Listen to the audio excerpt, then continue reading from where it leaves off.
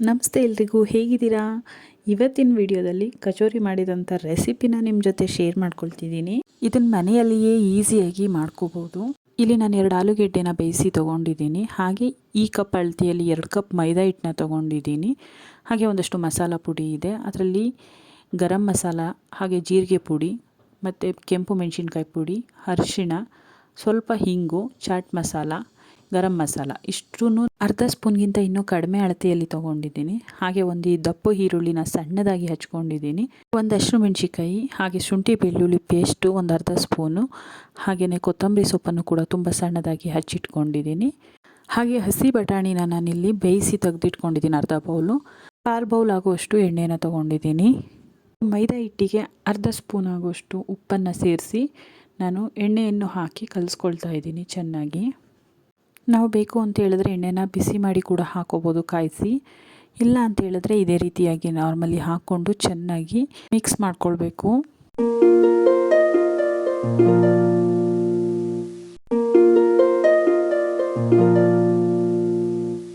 ಈಗ ಇದು ರೆಡಿಯಾಗಿದೆ. ನಾವು ಮೈದಾ ಹಿಟ್ಟನ್ನು ಈ ರೀತಿಯಾಗಿ ಮೆದ್ದಿಸಿದ್ರೆ ಉಂಡೆ ರೀತಿ ಆಗಬೇಕು. ಆಗ ಚೆನ್ನಾಗಿ ಎಣ್ಣೆ ಹಿಟ್ಟಿಗೆ ಹೊಂದಿದೆ ಅಂತ.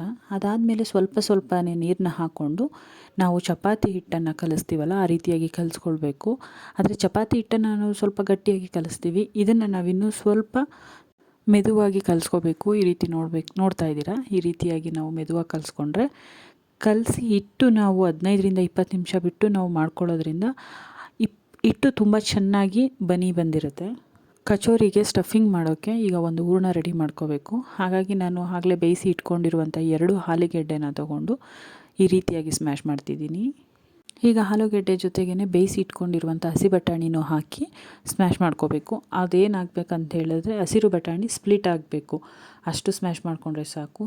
ಈಗ ಇದಕ್ಕೆ ಒಂದು ಮಸಾಲ ಒಗ್ಗರಣೆಯನ್ನು ಹಾಕ್ಕೊಳ್ಬೇಕು. ಹಾಗಾಗಿ ನಾನು ಒಂದು ಬಾಣಲಿಯಲ್ಲಿ 3ರಿಂದ 4 ಟೇಬಲ್ ಸ್ಪೂನ್ ಎಣ್ಣೆಯನ್ನು ಇಟ್ಟು ಚೆನ್ನಾಗಿ ಕಾಯಿಸ್ಕೊಂಡಿದ್ದೀನಿ. ಅದು ಕಾದ ನಂತರ ಅದಕ್ಕೆ ನಾನು ಹಚ್ಚಿಟ್ಕೊಂಡಿರುವಂಥ ಈರುಳ್ಳಿ ಮತ್ತು ಒಂದು ಹಸಿಮೆಣ್ಸಿಕಾಯಿನ ಸಣ್ಣದಾಗಿ ಹಚ್ಚಿಟ್ಕೊಂಡಿದ್ದೀನಿ. ಅದು ಎರಡನ್ನೂ ಹಾಕಿ ಚೆನ್ನಾಗಿ ಬಾಣಲಿಯಲ್ಲಿ ಅದನ್ನು ಫ್ರೈ ಮಾಡಬೇಕು. ಇದನ್ನು ಫ್ರೈ ಮಾಡಬೇಕಾದ್ರೇ ಅರ್ಧ ಟೇಬಲ್ ಸ್ಪೂನ್ ರುಚಿಯನ್ನು ಅಂದರೆ ಉಪ್ಪನ್ನು ಆ್ಯಡ್ ಮಾಡ್ಕೋಬೇಕು. ಉಪ್ಪಾಕಿ ಸ್ವಲ್ಪ ಫ್ರೈ ಆದ ನಂತರ ಇದಕ್ಕೆ ಶುಂಠಿ ಬೆಳ್ಳುಳ್ಳಿ ಪೇಸ್ಟ್ ತೊಗೊಂಡಿದ್ದೆ ಅರ್ಧ ಸ್ಪೂನು, ಅದನ್ನು ಹಾಕ್ಕೊಂಡು ಚೆನ್ನಾಗಿ ಮತ್ತೆ ನಾನು ಅದನ್ನು ಫ್ರೈ ಮಾಡ್ತಿದ್ದೀನಿ. ಈರುಳ್ಳಿ ಒಂದು ಸ್ವಲ್ಪ ಬಣ್ಣ ಬರೋ ತನಕ ಹುರ್ಕೊಳ್ಬೇಕು. ಹಾಗೆ ಇದಕ್ಕೆ ನಾನು ತೊಗೊಂಡಿರುವಂಥ ಅಷ್ಟು ಮಸಾಲ ಪುಡಿಯನ್ನು ಕೂಡ ಆ್ಯಡ್ ಮಾಡ್ಕೊಳ್ತಿದ್ದೀನಿ. ಯಾಕಂದರೆ ಈರುಳ್ಳಿ ಜೊತೆನೇ ನಾವಿಷ್ಟು ಮಸಾಲೆಗಳು ಚೆನ್ನಾಗಿ ಬೇಯಿತು ಅಂತ ಹೇಳಿದ್ರೆ ತುಂಬ ಚೆನ್ನಾಗಿರುತ್ತೆ ಫ್ಲೇವರು. ಹಾಗೆ ಇಲ್ಲಿ ನಾನು ತೋರಿಸ್ಕೊಂಡಿರೋದ್ರಲ್ಲಿ ಆಮ್ಚೂರನ್ನು ಹಾಕಿಲ್ಲ ನಾನು. ಆಮ್ಚೂರ್ ಪೌಡ್ರ್ ಹಾಕಿದ್ರೆ ಇನ್ನೂ ನಿಮಗೆ ಸ್ವಲ್ಪ ಹುಳಿ ಫ್ಲೇವರ್ ಬೇಕು ಅಂತ ಹೇಳಿದ್ರೆ ಆಮ್ಚೂರ್ ಪೌಡ್ರ್ ಹಾಕ್ಬೋದು. ಬೇಡ ಅಂತ ಹೇಳಿದ್ರೆ ಅದನ್ನು ಕೂಡ ಬಿಡ್ಬೋದು. ಇಲ್ಲಿ ನಾನು ಆಮ್ಚೂರ್ ಪೌಡರನ್ನು ಹಾಕ್ಕೊಂಡಿಲ್ಲ. ಈಗ ಇದಕ್ಕೆ ನಾನು ಆಗಲೇ ರೆಡಿ ಮಾಡಿ ಇಟ್ಕೊಂಡಿರುವಂಥ ಆಲೂಗೆಡ್ಡೆ ಮತ್ತು ಹಸಿ ಬಟಾಣಿ ಸ್ಮ್ಯಾಶ್ ಏನಿದೆ ಅಲ್ಲ, ಅದನ್ನು ನಾನು ಇವಾಗ ಹಾಕ್ಕೊಳ್ತಾ ಇದ್ದೀನಿ ಪಾತ್ರೆಗೆ. ಹಾಕ್ಕೊಂಡು ಇದನ್ನು ಕೂಡ ಚೆನ್ನಾಗಿ ನಾವು ಈರುಳ್ಳಿ ಮತ್ತು ಮಸಾಲ ಜೊತೆ ಮಿಕ್ಸ್ ಮಾಡಬೇಕು. ಯಾಕಂತ ಹೇಳಿದ್ರೆ ಅದು ಆಲೂಗೆಡ್ಡೆಗೆ ಮತ್ತು ಬಟಾಣಿಗೆ ಇದೆಲ್ಲ ಚೆನ್ನಾಗಿ ಹೊಂದ್ಕೋಬೇಕು. ಹಾಗಾಗಿ ಚೆನ್ನಾಗಿ ನಾವು ಒಂದು 5 ನಿಮಿಷ ಇದನ್ನು ನಾವು ಹೀಗೆ ತಿರುಗಿಸಿ ಸ್ವಲ್ಪ ಬಿಸಿ ಇದ್ದಾಗಲೇ ಚೆನ್ನಾಗಿ ಈ ರೀತಿ ಸ್ಮ್ಯಾಶ್ ಮಾಡಿಬಿಟ್ರೆ ನಮಗೆ ಹೂರಣ ರೆಡಿ ಆಗುತ್ತೆ ಫಿಲ್ಲಿಂಗ್ ಮಾಡೋದಕ್ಕೆ. ಇದು ಸ್ಟಫಿಂಗ್ ಮಾಡೋದಕ್ಕೆ ನಾನು ಆಲೂಗೆಡ್ಡೆ ಬಟಾಣಿನ ಯೂಸ್ ಮಾಡ್ತಿದ್ದೀನಿ. ಇದಕ್ಕೆ ಹೆಸರುಬೇಳೆ ಸ್ಟಫಿಂಗ್ ಕೂಡ ಮಾಡ್ಬೋದು, ಹಾಗೆ ಈರುಳ್ಳಿಯಿಂದನೂ ಕೂಡ ಸ್ಟಫಿಂಗ್ ಮಾಡ್ಬೋದು. ಯಾವುದೇ ಒಂದು ವೆರೈಟಿ ತೊಗೊಂಡ್ರೂ ತುಂಬ ಟೇಸ್ಟಾಗಿ ಬರುತ್ತೆ. ನಾನಿಲ್ಲಿ ಆಲೂಗೆಡ್ಡೆ ಮತ್ತು ಹಸಿ ಬಟಾಣಿ ಯೂಸ್ ಮಾಡಿಕೊಂಡು ನಾನು ಒಂದು ಹೂರಣನ ರೆಡಿ ಮಾಡ್ಕೊಳ್ತಾ ಇದ್ದೀನಿ. ಇದೆಲ್ಲ ಆದಮೇಲೆ ಕೊನೆಯದಾಗಿ ನಾನು ಸಣ್ಣದಾಗಿ ಹಚ್ಚಿಟ್ಕೊಂಡಿರುವಂಥ ಕೊತ್ತಂಬರಿ ಸೊಪ್ಪನ್ನು ಇದಕ್ಕೆ ಹಾಕಿ ಮಿಕ್ಸ್ ಮಾಡ್ಕೊಳ್ತಾ ಇದ್ದೀನಿ.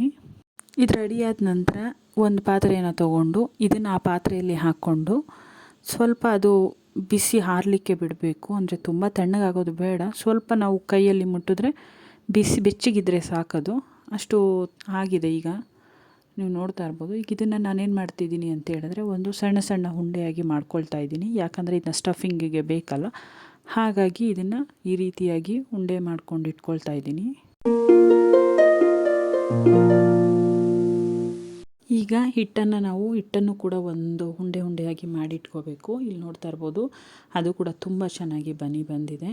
ಈಗ ಅದನ್ನು ಕೂಡ ಒಂದು ಮೀಡಿಯಮ್ ಸೈಜ್ನಲ್ಲಿ ಎಲ್ಲವನ್ನು ಉಂಡೆ ಮಾಡಿ ಇಟ್ಕೋಬೇಕು.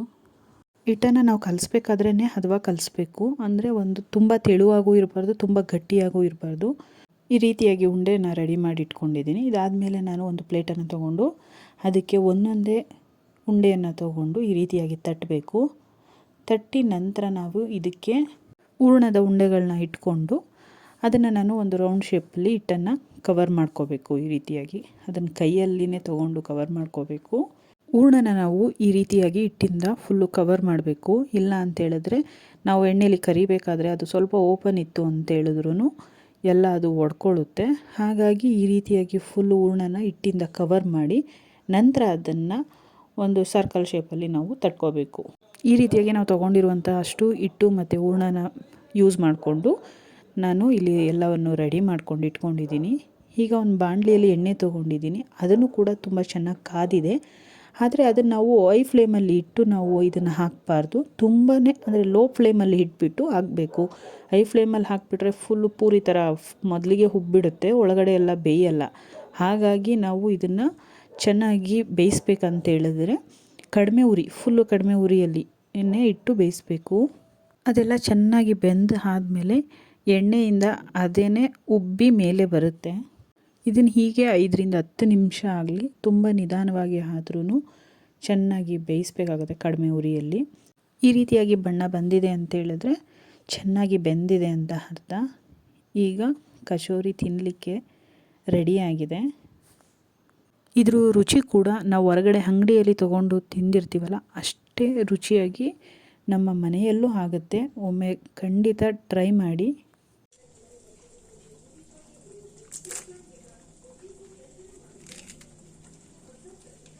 ಇದಕ್ಕೆ ನಾವು ಬೇಕು ಅಂತ ಹೇಳಿದ್ರೆ ಸ್ವೀಟ್ ಪಾನಿ ಕೂಡ ಮಾಡಿಕೊಂಡು ಹಾಕ್ಕೊಂಡು ತಿನ್ಬೋದು. ಇಲ್ಲ ಅಂತೇಳಿದ್ರೆ ಈ ರೀತಿಯಾಗಿ ಓಪನ್ ಮಾಡಿಕೊಂಡು ಕ್ಯಾರೆಟು ಮತ್ತು ಈರುಳ್ಳಿ ಸಣ್ಣ ಸಣ್ಣದಾಗಿ ಪೀಸ್ ಮಾಡಿಕೊಂಡು ಕ್ಯಾರೆಟನ್ನು ತುರ್ಕೊಂಡು ಹಾಕ್ಕೊಂಡು ಇದಕ್ಕೆ ಫಿಲ್ ಮಾಡ್ಕೊಂಡು ತಿಂದರೆ ಇನ್ನೂ ತುಂಬ ಟೇಸ್ಟಿಯಾಗಿರುತ್ತೆ. Thanks for watching. Bye bye.